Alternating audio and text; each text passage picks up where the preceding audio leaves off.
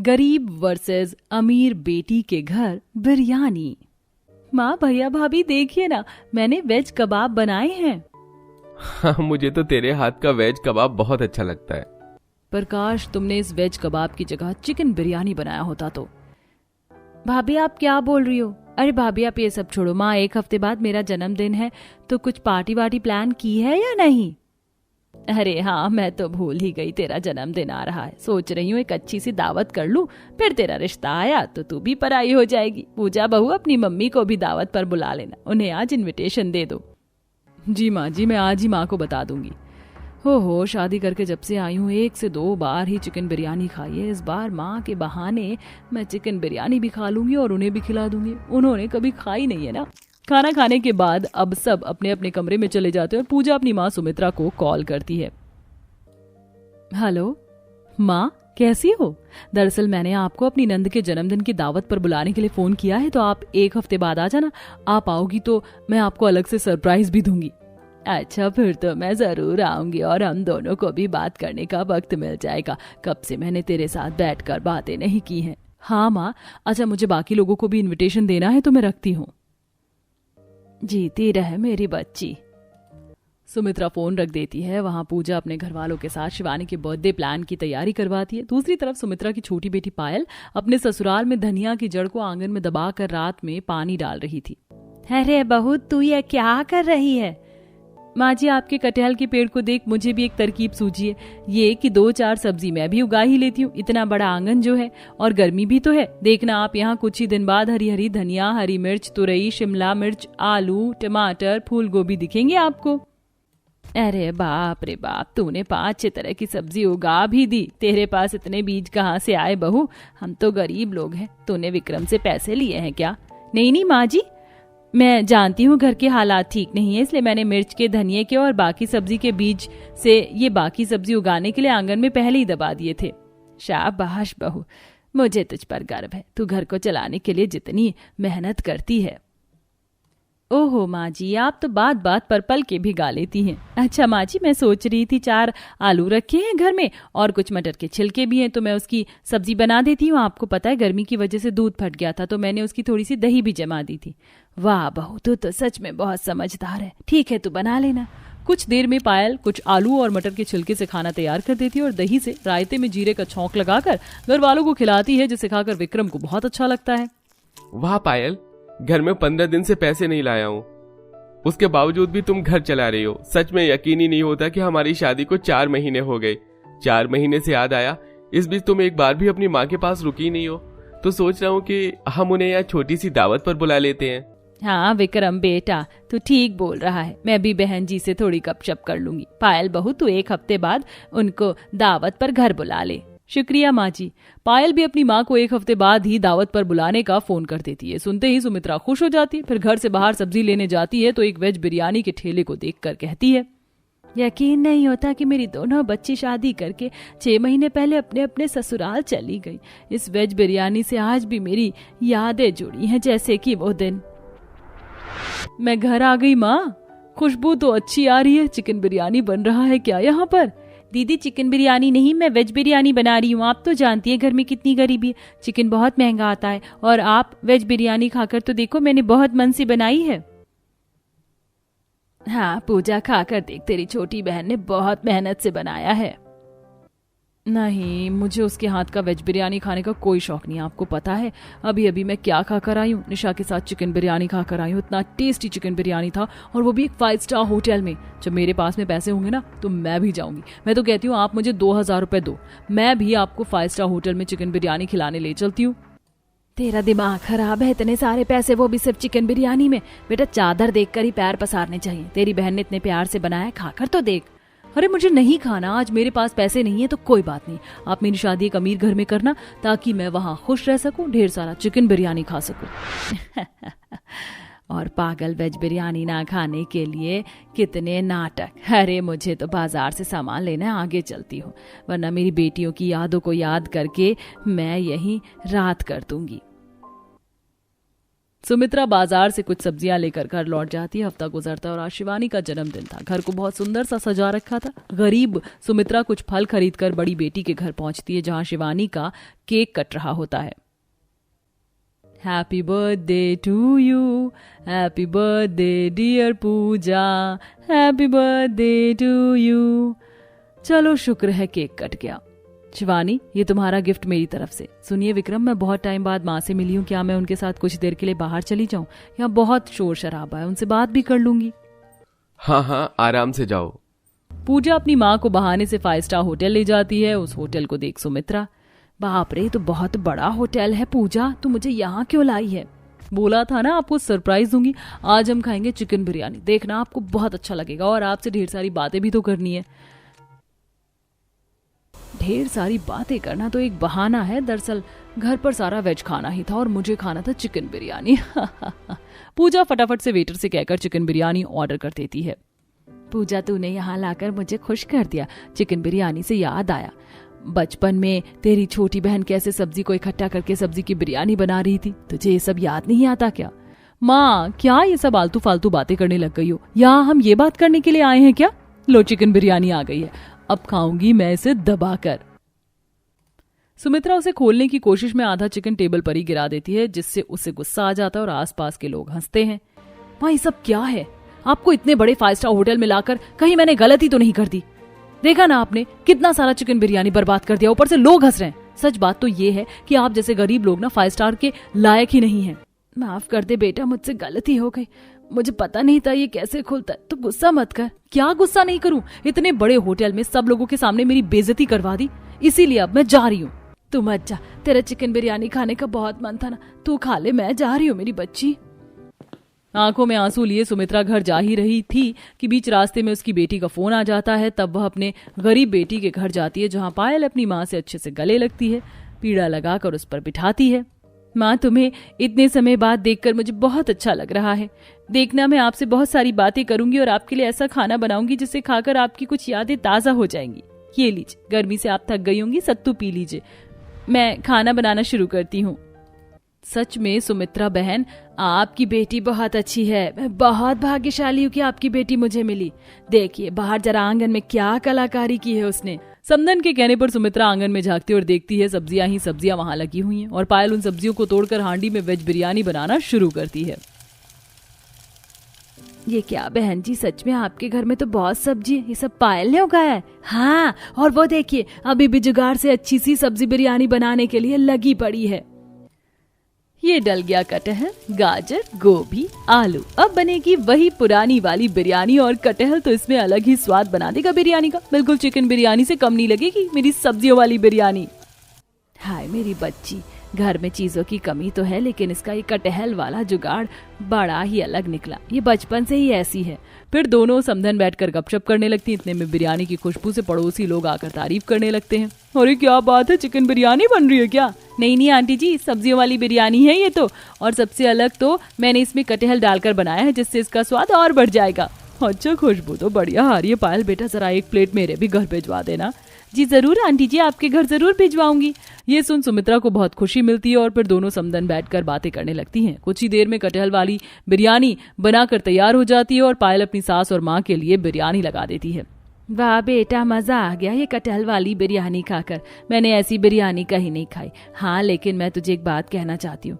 पहली बात, मुझे तेरी दावत बहुत पसंद आई। दूसरी की बेटी, अठन्नी से ही रुपया बढ़ता है। तेरे घर की आर्थिक स्थिति देखकर समझ सकती हूँ दामाद जी को थोड़ी परेशानी होती है और उनकी इस परेशानी को तो इस वेज बिरयानी से कम कर सकती है। देखा था कैसे पड़ोसी लोग आकर तेरी तारीफ कर रहे थे।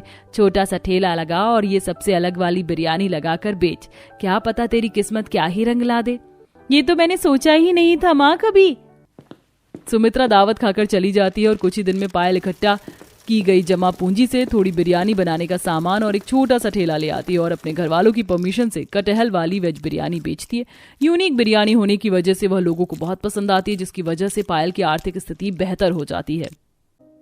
हमें बहुत याद आएगी आपकी। अपना ख्याल रखना और हमसे मिलने के लिए आती रहना। तुम लोग भी आती रहना, और हाँ, एक बात हमेशा याद रखना, जिस तरह तुम पांचों बहनों ने आज तक अपने मायके को अच्छे से बसाए रखा है, घर संभाला है, ठीक उसी तरह शादी के बाद तुम्हें अपने ससुराल को भी संभालना है।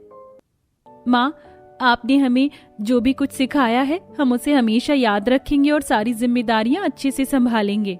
कलावती नम आंखों से अपनी पांचों बेटियों को विदा करती है। कल्पना, साक्षी, मधु, अनीता और माला पांचों बहनें अपने पतियों के साथ बैलगाड़ी में सवार होकर अपने ससुराल पहुंच जाती हैं। आ गए तुम पांचों अपनी लुगाइयों को लेकर, हमें तो लगा कि शाम से पहले आओगे ही नहीं। तुम्हारी सास तो पहले ही भगवान को प्यारी हो गई, इसीलिए मैं तुम्हारा गृह प्रवेश करूंगी। मैं यही पड़ोस में रहती हूँ, कभी किसी चीज की जरूरत हो तो बेझिझक मेरे पास आ जाना। चलो अब सब अपने दाएं पैर से कलश को गिराओ और अपने ससुराल के अंदर प्रवेश करो। पड़ोस में रहने वाली सुषमा पांचों बहू का गृह प्रवेश करती है। थोड़ी बहुत बची हुई शादी की रस्में खत्म होती हैं और अब सभी लोग अपने अपने घर चले जाते हैं। वहीं पांचों बहुएं अपने छोटे से टूटे फूटे ससुराल को देखने लगती हैं। हमारे बचपन में ही हमारे बाबूजी हमें छोड़कर चले गए थे और कुछ सालों पहले माँ, उनके गुजर जाने के बाद घर कैसे बसाया जाता है हम पांचों भाइयों को पता ही नहीं था। कबाड़ी का सामान खरीद बेचकर ही हम घर का गुजारा चलाते हैं। हम सबके हिसाब से ये घर काफी छोटा है, लेकिन अब जो है यही है। आप लोग ऐसे उदास क्यों हो रहे हैं? अब हम आ गई हैं ना, हम इस छोटे से घर को इस तरह बनाएंगे कि ये स्वर्ग से कम नहीं लगेगा। रात गुजरती है और अगले दिन सभी पति अपना अपना कबाड़ी का ठेला लेकर कबाड़ी का सामान लेने के लिए चले जाते। इस फटे हुए बिस्तर पर सोने से अच्छा था कि मैं जमीन पर सो जाती। आधा शरीर बिस्तर पर और आधा जमीन पर था। सारी रात कमर में जो दर्द हुआ है क्या बताऊं मैं। जरा ये तो देखो, पूरा मिट्टी का चूल्हा टूटा पड़ा है। न जाने ये लोग इन 4 ईंट के टुकड़ों पर किस तरह ही खाना बनाते हैं। घर की काफी ज्यादा बुरी हालत हो रखी है, न जाने हम किस तरह ये सब ठीक करेंगे। पांचों बहुएं सबसे पहले ससुराल की साफ सफाई करके धुलाई कर देती हैं। घर की साफ सफाई तो कर दी, लेकिन अब ये सब ठीक कैसे करें? पूरे घर में एक ही बाल्टी है, वो भी टूटी फूटी पड़ी है। रसोई में भी सारे मसाले डब्बे की जगह पन्नियों में रख रखे हैं। अगर कल को कोई मेहमान आ गया तो उसे कहाँ बिठाएंगे हम?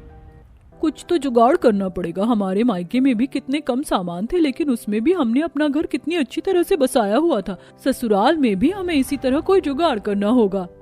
इसी तरह से 2-3 दिन गुजर जाते हैं। सभी बहू के पति दोपहर में लोगों से लिया हुआ अपना कबाड़ी का सामान लेकर खाना खाने के लिए घर आते हैं। सभी अंदर बैठकर खाना खा रहे होते हैं। वहीं बहुएं आंगन में बैठ कपड़े और बर्तन धो रही होती हैं। तभी साक्षी की नजर अपने पति के कबाड़ी के ठेले पर जाती है, जिसमें ढेर सारे तेल कनस्तर के डिब्बे रखे हुए थे। अरे मधु, वो देखो कितने सारे टीन कनस्तर के डब्बे हैं। मैं सोच रही थी अगर हम इन कनस्तर से सोने के लिए बिस्तर बनाएं तो हम इन्हें जमीन पर रख रस्सी की मदद से अच्छे से बांध देंगे और उसके ऊपर एक चौड़ा सा लकड़ी का फट्टा लगा देंगे, जिससे हमारा जो जुगाड़ से बेड बनकर तैयार हो जाएगा। लेकिन हमें कम से कम 5 बेड बनाने होंगे और उसके लिए तो ये कनस्तर काफी कम है। इन ठेलों पर प्लास्टिक के डब्बे भी तो रखे हुए हैं, हम इन्हें भी जुगाड़ में शामिल कर लेते हैं। मधु साक्षी कबाड़ी के सामान से बेड बनाने का जुगाड़ बाकी बहू को भी बताती हैं और अब सब अपने पतियों से बात करके कनस्तर और प्लास्टिक के डिब्बे लेकर सीधा घर के अंदर जाती हैं और सभी कनस्तर और बड़े बड़े प्लास्टिक के डब्बों को रस्सी की मदद से आपस में बांध देती हैं और उन पर जंगल से लकड़ी के चौड़े फट्टे लाकर बिछा देती हैं। कबाड़ के सामान से हमने जुगाड़ करके कितना अच्छा बेड बना लिया है ना। अब तो हम आराम से सो सकते हैं। अगले दिन माला का पति जतिन अपने कबाड़ी के ठेले पर ढेर सारे थर्माकोल के बड़े बड़े डिब्बे लेकर आता है, जिसे देख माला उन्हें घर के अंदर लाती है और उनका चूरा बनाने लगती है। ये थर्माकोल तो मुझे बेचने के लिए जाना था और तुमने इनका चूरा बना दिया। कल हमने कबाड़ के सामान से बेड बना लिया था, लेकिन बिना गद्दों के हम उस पर कैसे सो सकते थे। मैं इन सभी थर्माकोल के चूड़े को कपड़े में भर के उनके गद्दे बना लूंगी, तो फिर हम आराम से सो सकते हैं। माला का जुगाड़ देख जतिन काफी खुश होता है और अब देखते ही देखते कबाड़ी के सामान से घर में सोने लायक एक अच्छा बेड और बिस्तर तैयार कर देते हैं। पांचों बहू के पति आए दिन अपने कबाड़ी के ठेले में कुछ न कुछ ऐसा सामान उठाकर ले आया करते थे, जिनकी मदद से वो सभी बहुएं कुछ न कुछ जुगाड़ करके अपने ससुराल को सजाती हैं। ये देखो, मैंने इन टायर पर अच्छे से कपड़े लगाकर सिल दिए हैं। अब इस पर हम आराम से बैठ सकते हैं। कल को कोई मेहमान आएगा तो हमें उन्हें जमीन पर नहीं बिठाना पड़ेगा। बाहर 3-4 टायर और पड़े हैं, मैं उन्हें भी ले आती हूँ। ये स्टोव तो नया है, लगता है अंदर से कुछ खराबी ही हो गई होगी, तभी किसी ने इस कबाड़ी में डाल दिया है। मायके में भी जब स्टोव खराब होता था तो मैं उसे हमेशा ठीक कर देती थी, एक बार इसे भी करने की कोशिश करती हूँ। अनीता उस खराब स्टोव को काफी देर तक ठीक करने की कोशिश करती है और आखिर में वो स्टोव ठीक हो जाता है, जिस पर अब सभी बहुएं आराम से खाना बनाती हैं और ईंट पर खाना बनाने की टेंशन भी उनकी खत्म हो जाती है। अरे तुम सब आए दिन हमारी कबाड़ी के ठेले से कुछ न कुछ सामान ले लिया करती हो।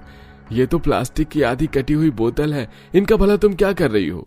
हम लोग इनमें मिट्टी डाल रहे हैं और साथ में ये छोटे छोटे पौधे भी लगा रहे हैं। इसे हम घर के अंदर और बाहर लगाएंगे, इससे हमारे घर की सजावट भी बनी रहेगी और इन दूसरे प्लास्टिक के डब्बे में हम मसाले भी डाल लेंगे, वरना हर रोज पन्नी के अंदर से मसाले निकालने पड़ते हैं। जहां कल्पना साक्षी उन प्लास्टिक की बोतल के अंदर मिट्टी डालकर पौधे लगा रही थी, तो वहीं दूसरी तरफ कल्पना उन छोटे छोटे डिब्बों के अंदर सारे मसाले डालकर रख देती है। देखो अब हमारा रसोई घर कितना अच्छा लग रहा है ना, वरना पहले ये किसी कबाड़ खाने से कम नहीं था। ऐसे ही कुछ दिन और गुजर जाते हैं। अरे मधु, कल्पना तुम इस टूटी हुई टेबल को घर के अंदर क्यों ला रही हो? देखो इसका तो एक पैर भी टूटा हुआ है। तो इसके नीचे हम ईंट लगा देंगे ना और इस पर कपड़ा उड़ा देंगे। घर में जरूरत का कितना सारा सामान जमीन पर इधर उधर पड़ा रहता है, इस पर रहेगा तो बार बार ढूंढने में भी कोई परेशानी नहीं होगी। मधु कल्पना उस टूटे हुए टेबल के नीचे 3-4 ईंट लगा देती हैं और उसके ऊपर एक सुंदर सा कपड़ा भी उड़ा देती हैं, जिस पर वो ताला चाबी और हर रोज काम आने वाला जरूरत का उस पर सामान रख देते हैं। देखा, अब हमें छोटे मोटे सामान को ढूंढने के लिए इधर उधर नहीं जाना होगा, सब कुछ टेबल पर ही मिल जाएगा। अरे यार, इस टूटी बाल्टी ने तो दिमाग खराब करके रख दिया, बिल्कुल बीच से टूटी हुई है, बार बार आधा बाल्टी पानी भरकर ही सारा काम करना पड़ता है। अरे तो तुमने मुझे पहले क्यों नहीं बताया? ये कल इतने सारे छोटे छोटे गैलन लेकर आए थे, हम उसमें ही पानी भर के रख लेते। अनीता आंगन में रखे गैलन को उठाती है और उसे अच्छे से धो देती है और उसमें पानी भर के रख देती है। वहीं अगर कोई गैलन टूटे होते हैं तो उसे भी माचिस की मदद से जलाकर उन्हें एक चिपका देती है। बीतते समय के साथ साथ वो सभी 5 जुगाड़ू बहुएं अपने पति के लाए हुए कबाड़ के सामान से धीरे धीरे अपने घर गृहस्थी बसाने लगी थी। जहां पहले उनके घर में बैठने के लिए भी कोई टेबल कुर्सी नहीं थी, वहीं अब उनके घर में घर गृहस्थी का हर सामान था। और आज उनके पड़ोस में रहने वाली सुषमा और 1-2 पड़ोसन उनके घर आती हैं और उनका घर देखकर काफी हैरान होती हैं। क्या बात है बहुओं, तुमने तो पूरे घर के नैन नक्शे ही बदल के रख दिए हैं। कितना सुंदर लग रहा है तुम्हारा घर। घर के सामान के साथ साथ अपने टूटे फूटे घर की भी तुमने काफी अच्छे से मरम्मत कर ली है। ऐसे कहते हैं घर गृहस्थी वाली लड़कियां एक छोटी सी झोपड़ी को भी स्वर्ग में बदल दें। लोगों की तारीफ सुनकर 5 बहुएं काफी ज्यादा खुश होती हैं। वहीं उनके पतियों को भी अपनी पत्नियों पर काफी ज्यादा गर्व होता है। अपने ही घर में हम 5 भाइयों का कभी आने का मन नहीं करता था। जब जब हम अपना घर देखते थे तो हमें बहुत दुख होता था। न जाने तुम लोगों के आने से पहले हम 5 भाई किस तरह इस घर में रह रहे थे। लेकिन जब से तुम 5 आई हो, हमारे घर को स्वर्ग बनाकर रख दिया है। सच कहा है किसी ने कि औरत चाहे तो झोपड़ी को भी स्वर्ग बना सकती है और स्वर्ग को भी झोपड़ा। हमने कभी सोचा भी नहीं था कि जिन कबाड़ी के सामान को हम खरीद बेचा करते हैं, इसी से ही एक दिन हमारा घर बस सकता है। हम आपकी पत्नी होने के साथ साथ इस घर की गृहिणी भी हैं।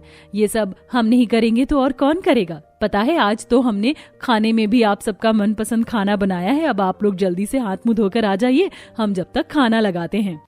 अब सब एक साथ बैठकर हंसी खुशी खाना खाते हैं और इसी तरह आज भी सभी बहुएं अपने पति के कबाड़ी के सामान से कुछ न कुछ सामान ढूंढकर गृहस्थी का सामान बना ही लिया करती थी और कुछ सजावटों के सामान को बनाकर बाजार में भी बेचा करती थी।